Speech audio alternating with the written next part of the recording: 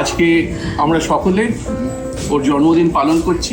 আচ্ছা, আমার ভীষণ প্রথমত লজ্জা লাগছে। আমি এরকম করে জন্মদিনের কেক কাটবার মানে আমার সত্যি ভীষণ একটু এম্বারেস লাগছে। তো ঠিক আছে, আপনারা সবাই এসেছেন সেজন্য আমি খুবই খুশি। বিশেষ করে গণমাধ্যমের বন্ধুদেরকে বলবো, আর আমার ডিয়ার মা টিমকে আমি অনেক অনেক অনেক ধন্যবাদ জানাই আমার এরকম একটা সারপ্রাইজ দেওয়ার জন্য। আমি 1 বছর আগে আমি আমার জীবনের সবচেয়ে সুন্দর উপহার, জন্মদিনের উপহার যদি বলি, সবচেয়ে সুন্দর উপহার আমি পেয়েছিলাম টনিদের কাছ থেকে। একটি মায়ের কাছে লেখা মেয়ের চিঠির একটি স্ক্রিপ্ট। কিন্তু আমি সেটাই ভাবলাম যে ওনাকে আসলে কি দেবো আমি।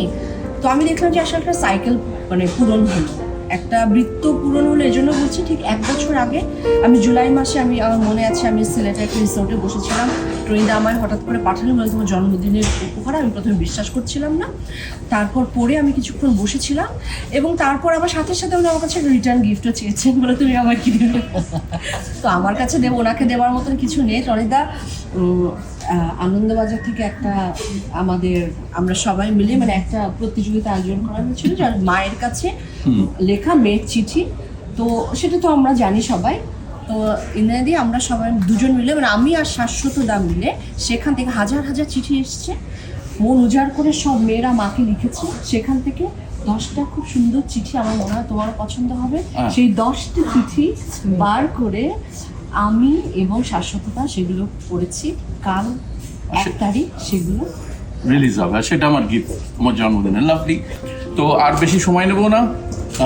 তোমার জন্মদিন শুভ হোক, আরও দারুণ দারুণ ছবি করো, আরও দারুণ অনুভূতি হোক তোমার, আর তুমি যেভাবে অভিনয় করো। Thank you so much. আর কি বলবো, আমি অনেকদিন পর এভাবে করে আমার জন্মদিন উদযাপন হচ্ছে। আপনারা যারাই এসছেন এখানে হচ্ছে মানে আমি সত্যি একদম মন থেকে বলছি মোস্ট ওয়েলকাম। এবার তুমি কেকটা কাটো। আমার মেয়ে এখানে আমাদের ছবির 3 জেনারেশন আছে। হ্যাঁ, 3 জেনারেশন। তো একটু ইংরেজি একটু বল না। ধরো কাটছি, হ্যাঁ করো, কি সুইটলি বললো মা এসো।